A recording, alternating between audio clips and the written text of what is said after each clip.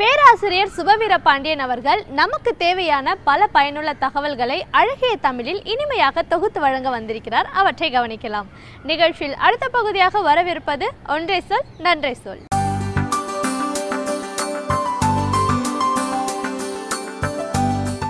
அனைவருக்கும் வணக்கம். காந்தியார் பல்வேறு துறைகளை பற்றி தன் கருத்துக்களை எப்போதும் சொல்ல தயங்கியதில்லை. அரிஸ்டாட்டிலுக்கு பிறகு காந்தியார் தான் இப்படி அத்தனை துறைகளிலும் கருத்துக்களை சொன்னவர் என்று கூட நாம் சொல்லலாம். அரசியல், அறிவியல், ஆன்மீகம், சமூகம், பொருளாதாரம் என்று எந்த துறையானாலும் அது பற்றிய ஓர் அளவிற்கான அறிவுடையவராகவும் அது பற்றிய தன் கருத்துக்களை கூறுவதில் எந்த தயக்கமும் இல்லாதவராகவும் காந்தியார் இருந்தார். இன்னொரு பெரிய செய்தியையும் நாம் காந்தியாரிடத்தில் பார்க்க முடியும். அவர் சொன்ன கருத்திலிருந்து ஒரு காலகட்டத்தில் அவருக்கே மாற்றம் ஏற்பட்டு வேறு ஒரு கருத்தை அவர் சொல்லியிருக்கலாம்.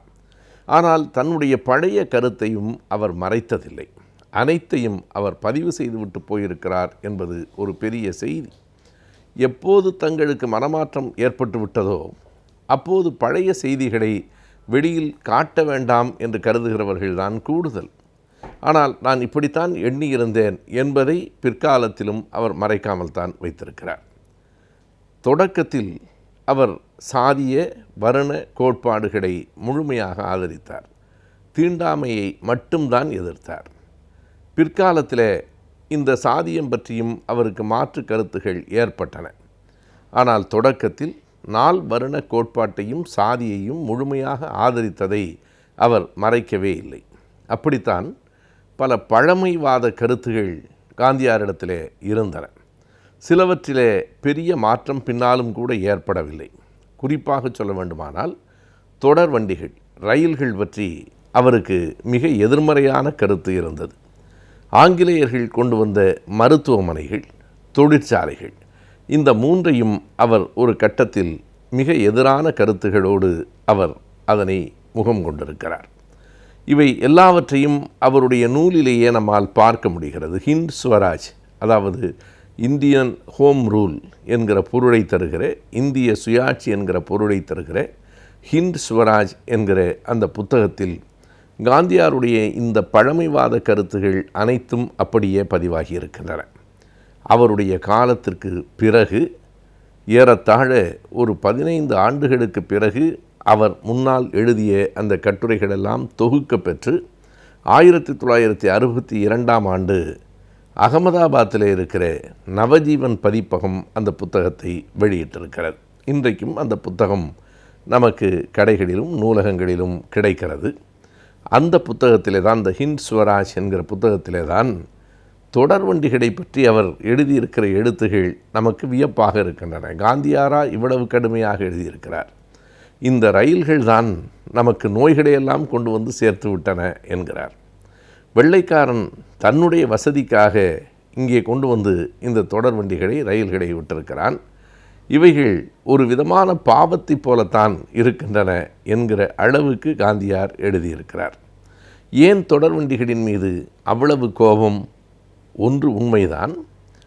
வெள்ளையர்கள் அந்த தொடர் வண்டிகளை இந்தியாவிலே அறிமுகப்படுத்திய போது இங்கே இருக்கிற மக்கள் பயன்பெற வேண்டும் என்பதற்காக இல்லை. இங்கே இருக்கிற கனி வளங்களை எல்லாம் சுரண்டி கொண்டு போவதற்கு போக்குவரத்து என்கிற அடிப்படையில் போக்குவரத்தை விரிவாகவும் விரைவாகவும் ஆக்க வேண்டும் என்கிற நோக்கத்தில் தான் தொடர் வண்டிகள் கொண்டு வரப்பட்டன, மறுக்க முடியாது. ஆனால் இந்திய மக்களும் அந்த தொடர் வண்டிகளால் பயன் பெற்றார்கள். இன்றைக்கும் நாம் பயன்பெற்று கொண்டிருக்கிறோம். நாளைக்கும் அதனுடைய பயன்பாடு இருக்கிறது என்பதை யாராலும் மறுக்க முடியாது. அன்றைக்கு ஏறத்தாழ 1870களிலே தான் இந்தியாவுக்குள் தொடர்வண்டி வந்து சேர்ந்தது. அதற்கு ஒரு நூற்றாண்டுக்கு முன்பாகவே உலக அளவில் தொடர்வண்டிகள் கண்டுபிடிக்கப்பட்டு நாடுகளில் ஓடத் தொடங்கிவிட்டன என்றாலும் இந்தியாவிற்கு வருவதற்கு அவ்வளவு காலம் தாழ்ந்தது. அன்றைக்கே இந்த ரயில்கள் வந்ததால் தான் ரயில்களில் எல்லா விதமான ஜாதியார்களும் எல்லா வருணத்தார்களும் ஒன்றாக ஏற்றப்படுவதால் தான் இங்கே ஒரு கலியுகமே வந்து சேர்ந்திருக்கிறது. இங்கே தாது வருஷ பஞ்சமே ரயிலால் தான் வந்தது என்று வைதீகர்கள் அன்றைக்கு கொட்டி தீர்த்ததை நாம் வரலாற்றில் படித்திருக்கிறோம். என்ன காரணம்? 1925 வரையில் தமிழ்நாட்டிலும் கூட பேருந்துகளில் தாழ்த்தப்பட்ட மக்கள் ஏற முடியாது. அப்படியே அச்சிடப்பட்டிருக்கும் பயணச்சீட்டுகளின் பின்புறத்தில் தாழ்த்தப்பட்டவர்கள், அதாவது அன்றைய சொல்லாட்சியில் சொல்ல வேண்டுமானால் பஞ்சமர்கள் யாரும் இந்த பஸ்ஸில் ஏறக்கூடாது என்பதுதான். அதனை WPA சவுந்தரபாண்டியனார் அவர்கள் ராமநாதபுரம் ஜில்லா போர்டு தலைவராக இருந்தபோது ஒரு சட்டம் போட்டு ஒரு ஆணையை வெளியிட்டு, தாழ்த்தப்பட்ட மக்களை நீங்கள் பேருந்துகளில் ஏற்ற மறுப்பீர்களேயானால் உங்கள் பேருந்துகளினுடைய உரிமம் விலக்கி கொள்ளப்படும் என்று சொன்னதற்கு பிறகுதான், என்று ஆணை வெளியிட்டதற்கு பிறகுதான் நிலைமை மெதுவாக மாறத் தொடங்கிற்று. எனவே பேருந்துகளிலேயெல்லாம் அப்படி ஏற முடியாது. ஆனால் தொடர்வண்டிகளில் அது வெள்ளையன் கொண்டு வந்திருக்கிற தொடர்வண்டி என்கிற காரணத்தினாலே யார் வேண்டுமானாலும் ஏறலாம் என்கிற நிலை இருந்ததே. அதையெல்லாம் நெஞ்சத்திற்குள் வைத்து கொண்டு அன்றைய வைதீகர்கள் பேசினார்கள். காந்தியாருக்கு அந்த எண்ணம் இருந்திருக்க முடியாது. ஆனாலும் கூட ஆங்கிலேயர்கள் கொண்டு வந்தது என்கிற காரணத்தினாலோ என்னவோ அந்த தொடர்வண்டிகளின் மீது கடும் விமர்சனத்தை அந்த நூலில் காந்தியார் வைத்திருக்கிறார்.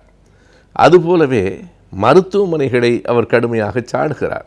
எப்போதும் காந்தியாரை பொறுத்தளவு அலோபதி என்று நாம் சொல்லுகிற அந்த மாற்று சிகிச்சை முறை இருக்கிறதே, அது இங்கிலாந்து நாட்டுக்காரர்களுக்கு சொந்தமானதென்று.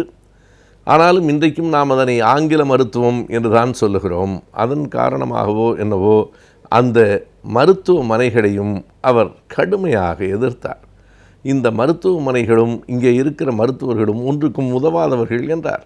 காந்தியாரை பொறுத்தளவு பழமையான அந்த மருத்துவ முறைகளிலே தான் அவர் ஈடுபாடு கொண்டிருந்தார். காய்ச்சலாக இருந்தால் மண்ணை உடல் முழுவதும் தன் பிள்ளைகளுக்கு பூசி அந்த மண்ணில் அவர்கள் அதிலே கரைத்து கடித்து குடித்திருந்தால் காய்ச்சல் நீங்கிவிடும் என்று கருதியவராக இருந்தார். ஆனால் இப்படியெல்லாம் இந்த கருத்துகள் நடைமுறைக்கு ஏற்றன அல்ல. நாம் மறுபடியும் பழமைக்கு திரும்ப முடியாது. புதிய மருத்துவ முறைகளை ஏற்றுக்கொண்டாக வேண்டும் என்கிற அந்த நிலை பின்னால் காந்தியாருக்கு ஏற்பட்டிருக்கலாமோ என்னவோ. இந்த நூலில் இடம்பெற்றிருக்கிற கட்டுரைகளெல்லாம் 1920களிலும் 30களிலும் அவரால் எழுதப்பட்டவை. அப்போது இந்த ஆங்கில மருத்துவம் என்று சொல்லப்படுகிற மாற்று மருத்துவத்தை அவர் தன்னுடைய நூலில் கடுமையாக எதிர்த்திருக்கிறார். அதுபோலவே தொழிற்சாலைகளை காந்தியார் எதிர்க்கிறார். இந்த தொழிற்சாலைகளே இந்த நாட்டுக்கு கூடாது, இவை மனிதர்கள் மிகுதியாக இருக்கிற தேசத்திற்கு எதிரானவை என்கிறார். ஒரு பார்வையில் அது சரிதான். மனிதர்களினுடைய எண்ணிக்கை, மக்கள் தொகை மிக குறைவாக இருக்கிற ஐரோப்பிய நாடுகளுக்கு பொருந்துகிற எல்லாம் மனித வளம் மிகுதியாக இருக்கிற நம் நாட்டிற்கு பொருந்தாது. ஆனாலும் கூட ஒரு விரைந்த முன்னேற்றம் என்கிற நிலை வருகிற போது நாம் அவற்றை புறக்கணித்து விட முடியாது. பின்னால் காந்தியார் இந்த தொழிற்சாலைகளை பொறுத்த அளவில் தன் கருத்தில் ஒரு சிறு மாற்றத்தை ஏற்றுக்கொண்டிருக்கிறார். அப்போது அவர் என்ன சொல்கிறார் என்றால், சரி, சின்ன சின்ன இயந்திரங்கள் இருந்துவிட்டு போகட்டும், இனி அவை தவிர்க்க இயலாதவை என்கிறார். அதுவும் அந்த நூலில் பதிவாகி இருக்கிறது. இது குறித்து VKRV ராவ் காந்தியாரை பற்றி எழுதியிருக்கிற Gandhian alternative to western socialism என்கிற புத்தகத்தில் காந்தியார் இயந்திரங்கள், தொழிற்சாலைகளை பற்றிய கருத்துக்களை பிற்காலத்தில் மாற்றிக்கொண்டார் என்று எழுதியிருக்கிறார். பெரிதாக மாற்றிக்கொள்ளவில்லை.